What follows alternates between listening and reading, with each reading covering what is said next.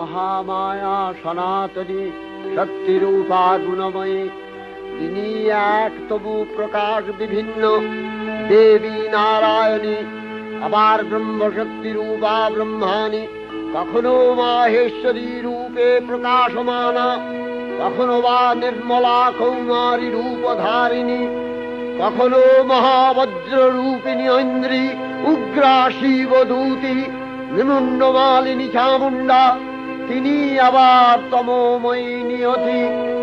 এই সর্বপ্রকাশমানা মহাশক্তি পরমা প্রকৃতির আবির্ভাব হবে সপ্তলোক, তাই আনন্দমগ্ন। বাজলো তো